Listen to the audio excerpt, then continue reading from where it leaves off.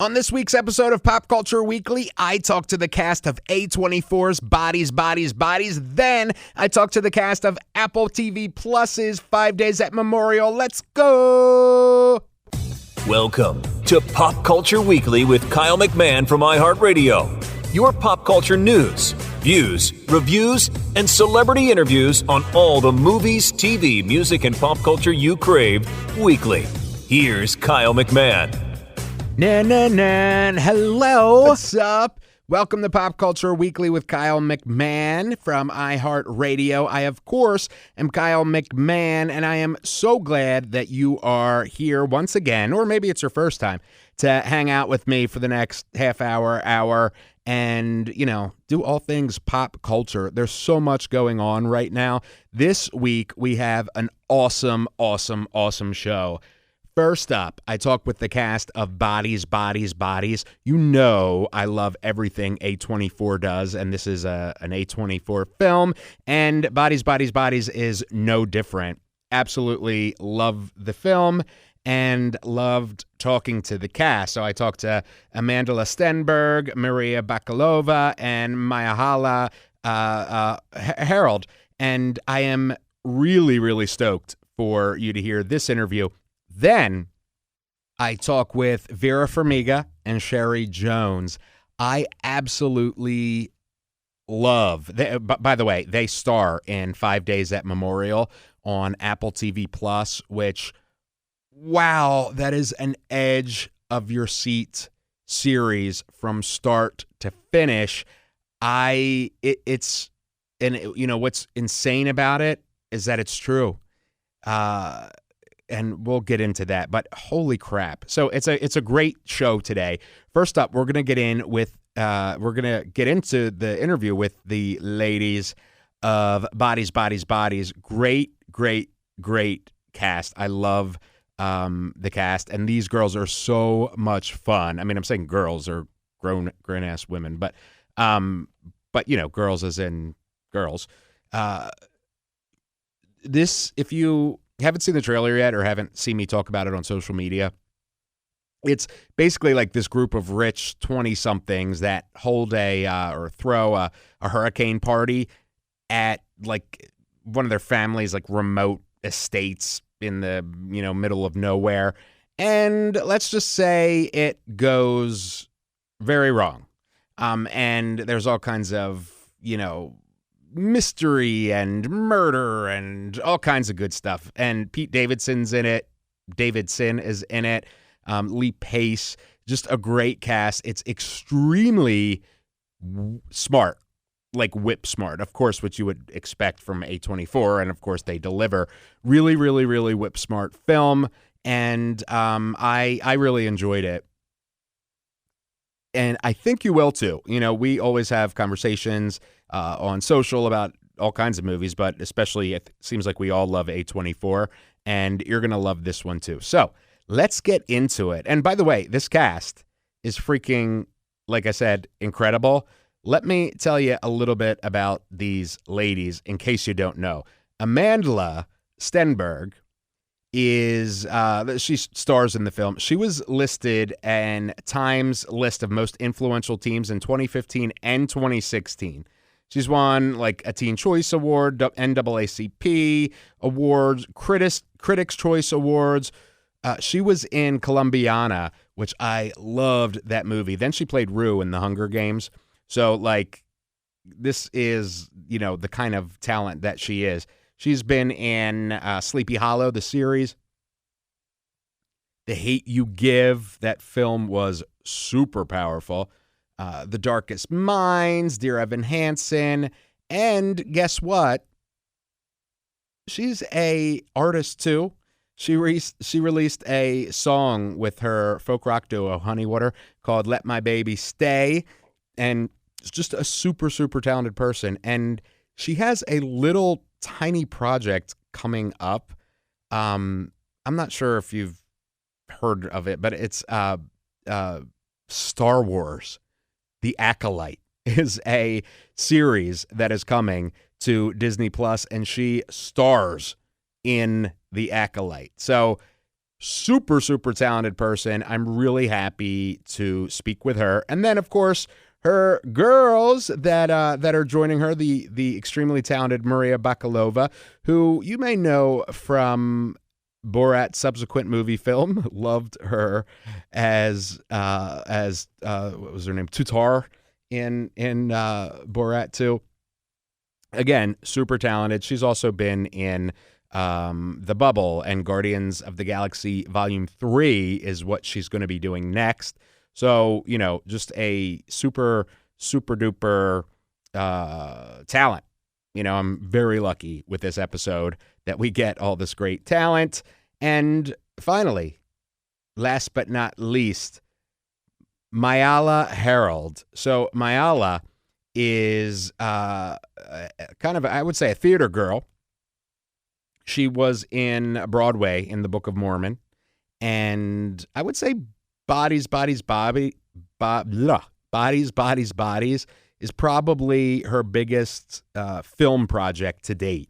And she's great in it. And she's starring next in Leave the World Behind, which is a film that kind of takes place during the pandemic. And that stars Julia Roberts and Mahershala Ali and Ethan Hawke, Kevin Bacon, Charlie Evans. I mean, really crazy big film.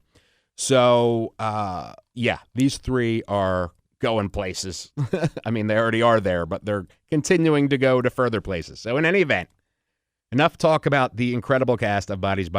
Let's get into my interview with the cast of Bodies.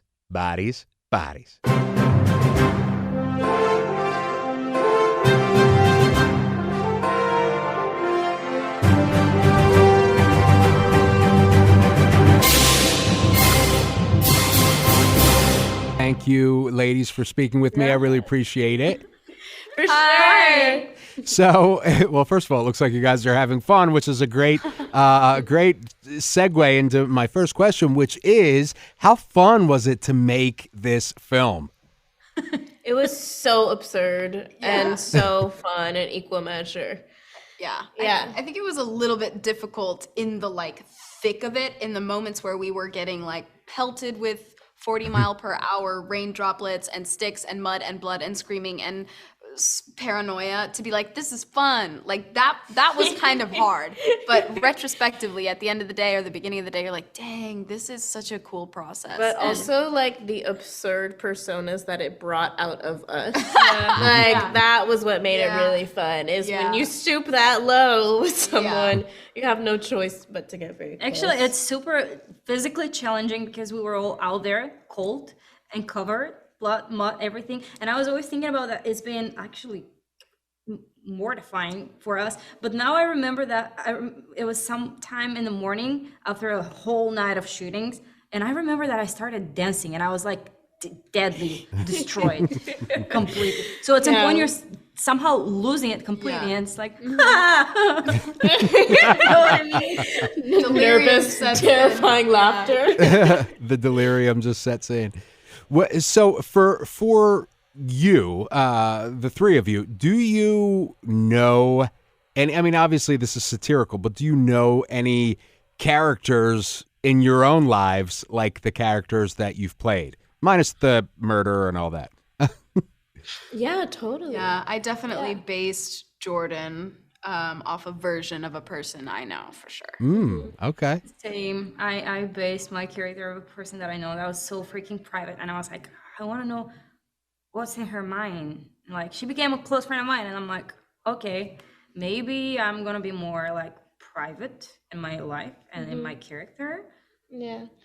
I thought a lot about the sort of high school culture that I was around when I was younger, and how particularly at that age, especially because these characters have known each other for a while, so that felt important to me. But particularly when you're a teenager, there can be this kind of sardonic, ironic, apathetic, competitive sort of culture, particularly within privileged, groups of kids, bored kids. That's where the dangerous kind of intellectual games come from.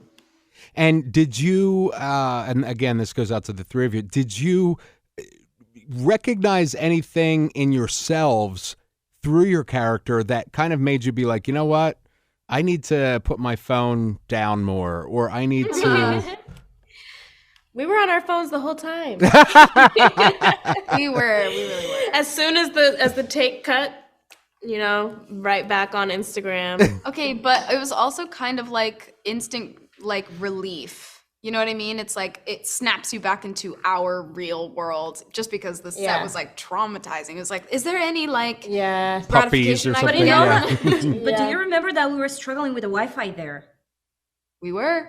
Yes, true. It was like the Wi-Fi was impossible bad. to Wi-Fi get was going online. out. And that was a little bit like, where's the crack? You know what I mean? Like, give me the Wi-Fi. Well, yeah, that gives me anxiety just hearing that you had spotty Wi-Fi there. Right? No, for real. I don't know if this movie is about using your phone less. I think it's about using it more responsibly. Yep. Yeah. Okay. And would you, I mean, again, minus the, would you guys in your personal lives go to a, like a kind of fun murder mystery party out in the middle of nowhere? I would, but not during a hurricane. I would never do that during a hurricane. I would definitely go to a murder mystery party. I think I will go to a murder mystery party, but not in a place that is so isolated. That's what I was going to say. Really? Because I was going to invite you guys to come to a murder mystery party at my house at the end of a dirt road in the middle of the woods. I would go if it was you. Okay. Yeah. But I have a hard time, like, leaving my apartment as it is. I very much like to be at home. Like, if y'all want to come play the murder mystery at mine, like, we can do that. Yeah, but getting me out is hard. But I will do it for you. Okay. Oh, I love that. And do you see Bodies as a, obviously it's multi-genre, but it's very much in the vein, not specifically, but more broadly like a Scream, where it's a kind of satire / comedy / horror, but there's a lot of brains to it too, if that makes sense. How do you see the film? Totally. Mm-hmm. Yeah, I totally agree with you. When I first read it, I thought it was like a contemporary Scream, but I also knew that it was going to have this another layer of emotional depth because of our director, Helena. And also because so much of that depth was baked into the script already. Mm-hmm. But I love movies like that. I love like movies that invert the horror genre, or like movies that invert the structure of cinema in general, and make it meta. Like that's so cool to me. Yeah. I love. You were just like, yeah. Yes. Yeah. Yes to all of that. So for for you with a film like this, is it especially when it's could be very spoilerly.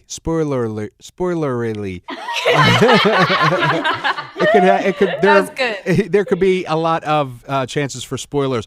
Is it hard for you not to, like I'd be wanting to tell my boys, and I mean, and I'm sure there's like NDAs and stuff, but like, or did you have each other that you could talk about it, or were you like, I can't wait until this date where I can tell you?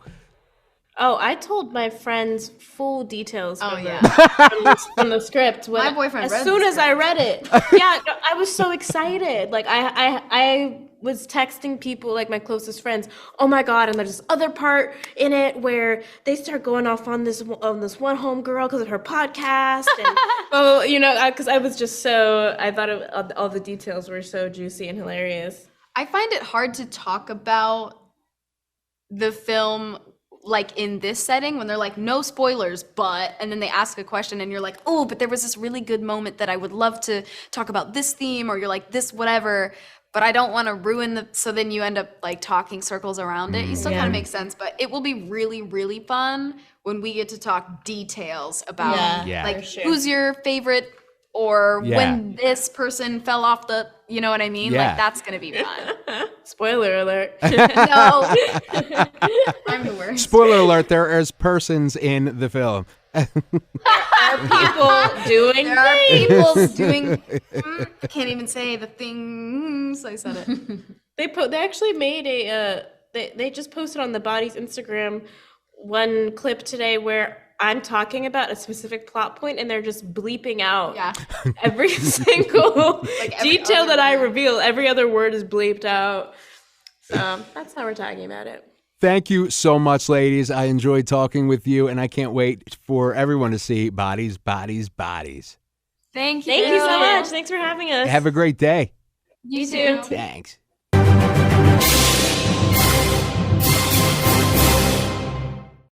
What'd I tell you? Awesome ladies, so talented, so much fun, just creative people, and they were just having a ball, and it made me have a ball. So good times with the cast of Bodies, Bodies, Bodies. That's Amandla Stenberg, Maria Bakalova, and Myha'la Herrold. Loved talking to those ladies. All right, so next up is this series on Apple TV Plus. Comes out this weekend. It is called 5 Days at Memorial, and I told you at the top of the show, it is really powerful. It is really gripping. It is just one of those series that it was edge of your seat for me. And so I talk with not only the two leads, Vera Farmiga and Sherry Jones, but I also talk with Carlton Cuse, who is developed the show. He's the executive producer. He directed a bunch of the episodes. And if you don't know Carlton, if you don't know him, he's behind the scenes, right? So you may not know him, but he was named as one of Time's 100 most influential people in the world in 2010. He's a screenwriter, director, producer. He was probably, best known. His first breakout was Lost, and one of my favorite shows of all time. He's done Nash Bridges, Bates Motel, which of course also starred Vera, Tom Clancy's Jack Ryan on Amazon Prime Video, and film he did Rampage and San Andreas, both with the one and only The Rock, Dwayne Johnson. So we're going to start out with him. But just to give you some background on this film, it is powerful. Like I said, it is gripping. It is based around the events that happened at Memorial Hospital in New Orleans during and after Hurricane Katrina and the ramifications of that. And, there were deaths. There were allegations. I mean, it is pretty insane just how, this all happened. And so I highly, highly suggest you watch this series. It's on Apple TV Plus right now.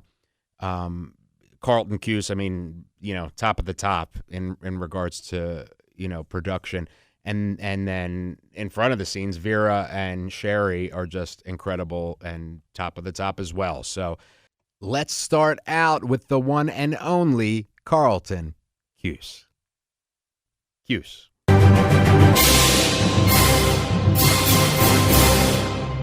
Thank you so much for speaking with me, Carlton. I absolutely love this series. It is incredibly powerful. Thank you, Kyle. I appreciate that. Of course. So tell me, what drew you to this story? I read Sherry Fink's book, 5 Days of Memorial, shortly after it was published, and was just blown away by the book. I thought I knew about Hurricane Katrina, but reading this book, I realized I didn't know anything. And Sherry spent 6 years writing this book, interviewed over 500 people to tell the story of what happened at Memorial Hospital during Katrina and the 5 days that followed. And it was a story about, one of the largest hurricanes to ever hit the United States, And then the storm broke through all the levees that surrounded New Orleans. 80% of the city was underwater, and there were 2,000 people trapped in this hospital for 5 days. They lost power. They had limited food, water, medical resources, no plan for rescue. And, it sort of is a disaster thriller that morphs into a medical ethics drama as these really heroic healthcare professionals were forced to make really difficult, untenable decisions about who got prioritized, who was going to get rescued first, who was going to get what care. And the exploration of that just felt like a great subject matter for a limited series. Yeah, it has. I mean, it is extremely powerful, and it's so deeply layered on so many levels. Not just from, as you said, it's multi-genre with kind of the disaster, environmental element, the human element, the investigation. I mean, there's so many elements to this, and it's real life, which is, kind of the sad part of it, if you will, in many ways. How,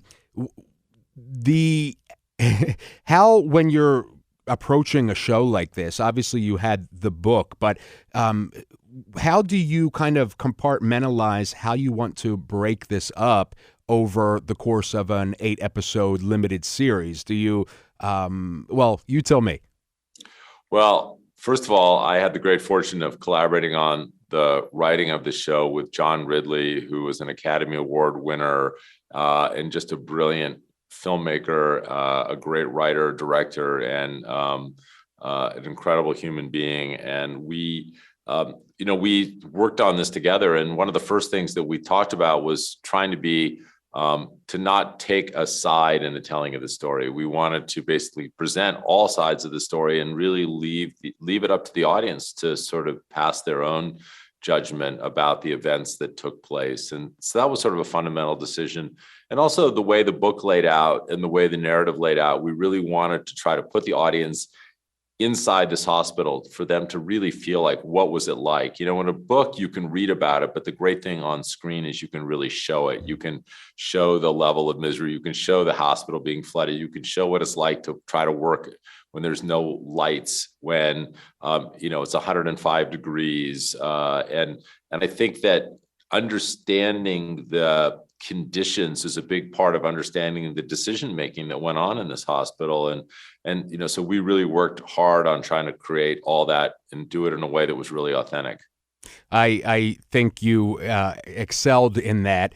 For something that is should be a kind of once in a lifetime thing. As I'm watching it, I'm like, wow, that could never happen in America, and it did. And then you kind of look and see, more recently with kind of the COVID, as hospitals were getting overwhelmed and that sort of thing. Does history just continue to repeat itself, or what do you think about that? Well, as John said to me when we were working on the story early on, history rhymes. And I think that's so true. And I think everything you're saying is right, Kyle. I mean, I think that everybody who's gone through this pandemic has a powerful personal experience with the pandemic, and they're going to bring that to the watching of this show. And there's so much resonance. And I think that it's kind of a tragedy that we're finding ourselves reliving some of the same things, and putting healthcare workers in the untenable position of having to decide who gets prioritized in, a time of shortage, who gets the vaccine, who gets the ventilator, who gets rescued by the helicopter. These are really tough and, in fact, impossible decisions. And, I hope that we could get to a place where we were, we weren't having to put people in the position of having to make those decisions. Yeah. And hopefully, projects like this continue to remind people, as I was reminded, like, wow, this is happening today still. How do you go from, I'm a huge fan of your work. One of my absolute favorite being Lost, one of my favorite shows of all time. How do you, go and do a show like Lost, this big kind of fantastical in many ways, drama. I mean, also another multi-genre show, and then come and do a more, intimate in many ways series like this? Is it just different facets of Carlton, or is there something, you're checking off a list of like a bucket list of things I want to do? I think it's really just I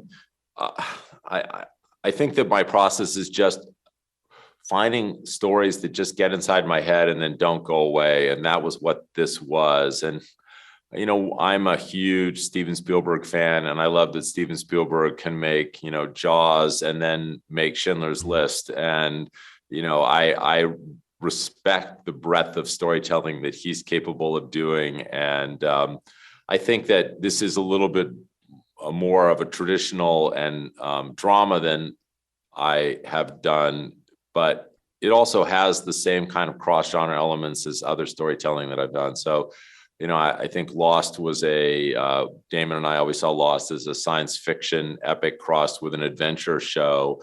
And I think this is sort of a disaster thriller crossed with a medical ethics drama. And I love the explorations that come out of cross-genre storytelling. And I think it just, this was a great story, and I just wanted the opportunity to try to tell it. And then again, I had the really great fortune of working with John Ridley, who is such a beautiful dramatist and was such a wonderful storyteller. And I think all those things really helped contribute to, making this story feel authentic and real, and hopefully something that people will enjoy watching.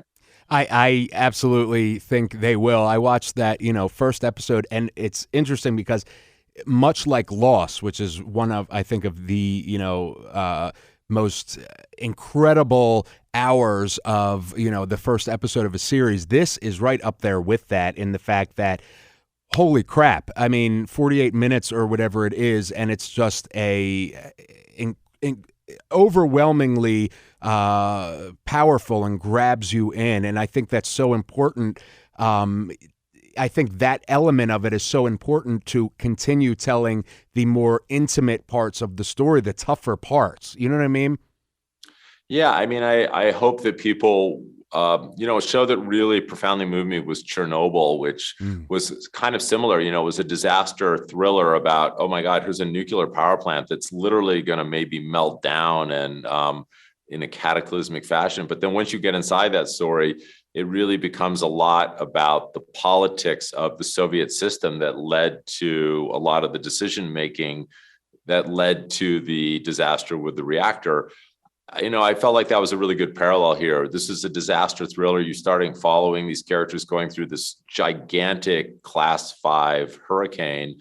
And then it just kind of winnows down into these intensely personal debates about how to take care of these patients and what, should and shouldn't be done in their best interests. And, I think it's, I hope people will kind of find themselves caught up in these characters and really care about what happens to them, and will also, find themselves debating and discussing the morality and ethics of the decision making that went on. And John and I really tried to present all sides of that, so the audience could really be in the driver's seat. And we didn't see that it was our job to do that. We wanted the audience to be able to make up their own minds about, these characters and the circumstances and what unfolded in this hospital.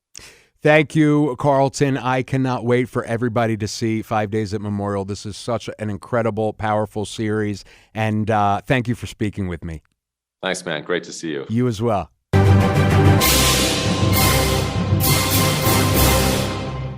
Carlton Cuse. Every day in this job, thanks to you guys listening and watching the videos and supporting me on social with your conversations, you guys make my dreams come true every single day. I got to talk to Carlton Cuse. He is one of my favorite producers, directors, writers. Just love him, and I love 5 Days at Memorial. All right, well, we've got another exciting interview with both Vera Farmiga and Sherry Jones. So Sherry is, you know her. She has won 3 Primetime Emmy Awards, 2 Tony Awards, 3 Drama Desk Awards, 2 Obie Awards. She received the Laurence Olivier Award and a Screen Actors Guild nomination. And she's just incredible, and I love her in this series. She started out really in theater, and I would say a huge bulk of her career has been in theater.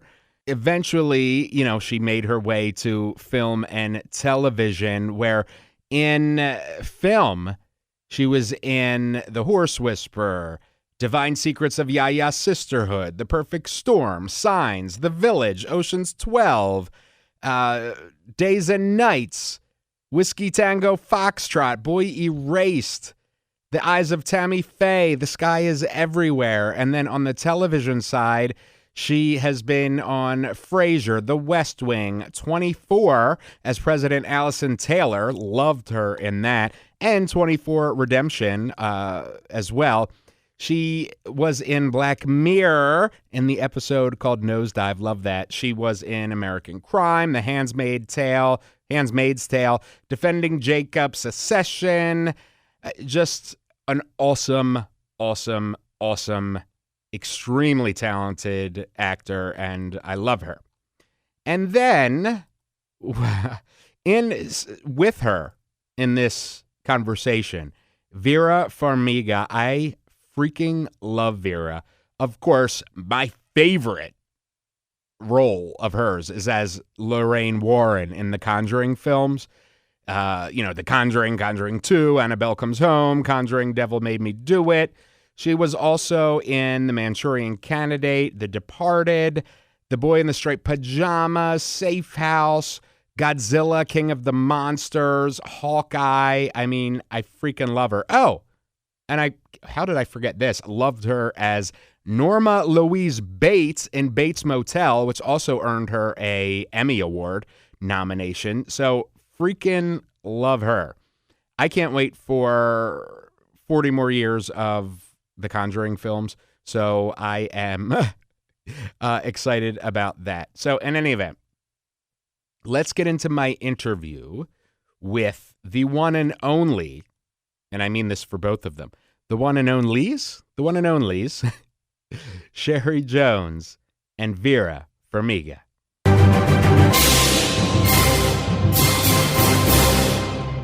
Hi, Vera and Sherry. Thank you so much for speaking with me. I absolutely love this series. It is so incredibly powerful. Thanks, Great. Kyle. Yeah, good. We love doing it.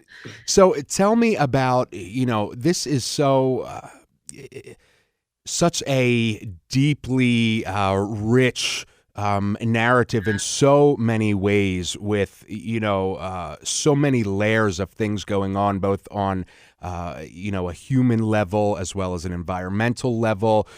As actors, how was that for both of you to navigate sort of all of these layers that really happened? Yeah.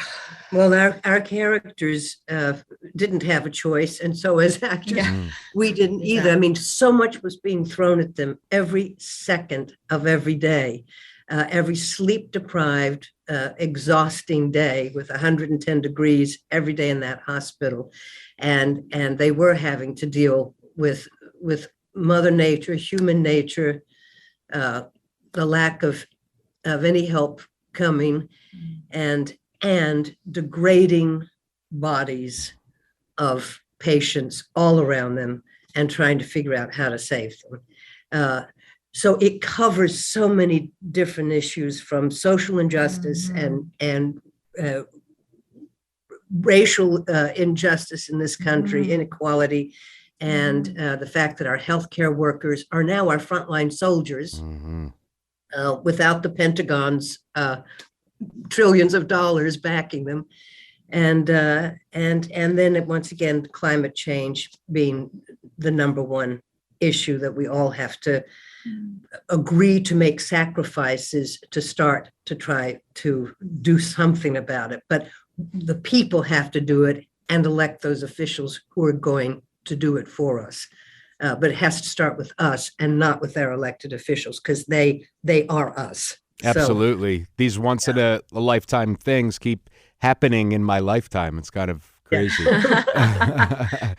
And Vera, for you, in my opinion, your character, Dr. Anna, is very deeply spiritual person, a bit aloof, a little bit, but very focused, hyper focused on patients.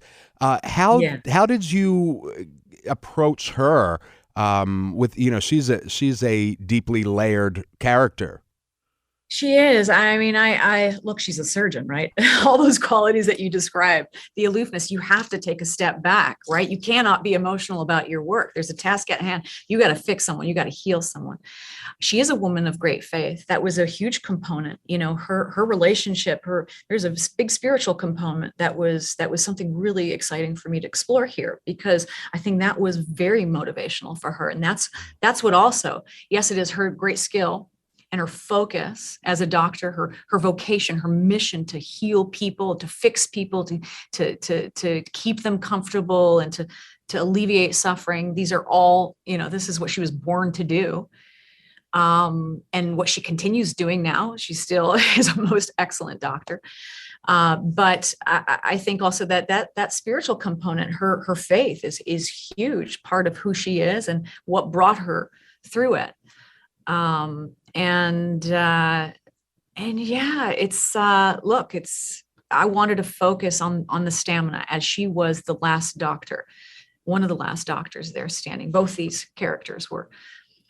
That's a testament to their stamina and their courage, their bravery. It left her with an enormous responsibility, Anna Poe, to ensure that the patients that were going to be left behind, that were not going to be evacuated, would not suffer pain. It's incredibly complicated. And also for me in the interpretation was to really understand how those abysmal and circumstances in the hospital, that dementia, lack of sleep, and the frustration, the disgust of knowing that nobody's coming to save you.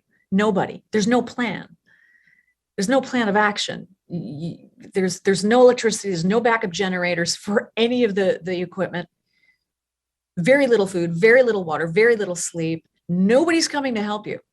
Nobody. You're on your own. You're on your own. So kind of 2,000 people in that hospital to keep them all calm, to keep them, it was a lot. It was a lot. And it is just to portray all these character traits of hers was something that I focused on. Yeah. I as a viewer, I had to remind myself this happened. You know what I mean? It was hard enough watching and thinking about all of the decisions that have to be made that there is no rule book for. And, and I had to keep reminding myself, this is real. You know what I mean? Like, this isn't just a fantasy. Like, this is something that real people had to do these things and make these decisions. And that puts a whole nother element, I think, to it, to this story. For both of you, do you think, I think, in a lot of ways it helped renew my sense that people are good and human nature will almost always find a way. Do you both feel that way, especially after working so closely in a project like this? Will good always, there's always hope out there for good humans? Well, as we know what Mr. Rogers said, what Mr. Rogers' mother said, in times of dire distress, look for the helpers. And I do believe that goodness prevails, but those who are weak and frightened get in the way and make goodness more difficult to accomplish. Fearful people are the most dangerous people on earth, in a way. And I think parents who are able to help their children have a healthy sense of fear of things in this world are marvelous parents, because we have to have fear. It preserves us. But once it gets out of hand, it's a detriment to society. And I think we see that in our society today. Mhm. And I'll stop there.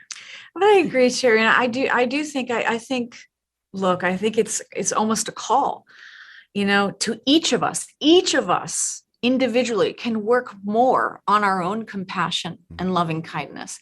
How can I, how can we all just be the light in this present darkness?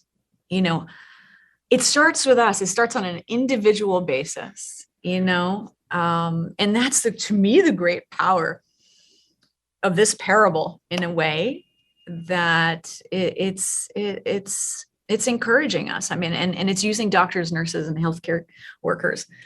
And see, you just took my bleaker statement and you made it lighter. And that's exactly what I mean.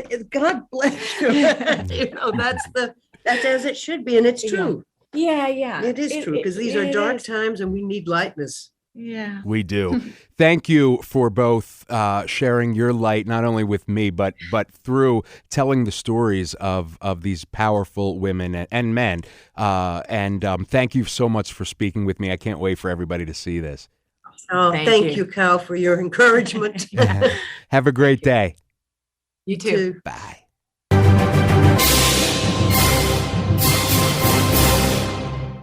Such an incredibly, oh my God, I love those two actors. I love their roles in 5 Days at Memorial. When I tell you, it's just an incredible series. I mean it. I think one of the best, pilots, hours of television ever is the pilot for Lost. The pilot for this series, for me, for 5 Days at Memorial, is just as edge of your seat, just as compelling, just as hits you right in, the gut. Such a good series. I absolutely love it. Please watch 5 Days at Memorial and then talk to me about it. Oops, I just hit something on my desk. Talk to me about it. And let me know what you think at KMacMusic on Twitter and Instagram, at Real Kyle McMahon on Facebook. Of course, we'll have the video interviews up for you to see them on video, or whatever. All right. So also, I have this show, this limited series coming out, Death, Grief, and Other Shit We Don't Discuss. It's about my mom, who passed away from pancreatic cancer last year, and I went all across the country, talking to subject matter experts on these topics that we just don't want to talk about. And, there's some really, really, really great stuff there. I went to this place up in, I guess it would be northwestern New York, like at the border of Canada, and Lilydale, it's called, and spoke with some very, very incredible people there. And it's just, the trailer is now out now. I'll put it in the show notes. Please check it out. This is a absolute labor of love for me. It is the most personal project I've ever done. It's the hardest project I've ever done by far.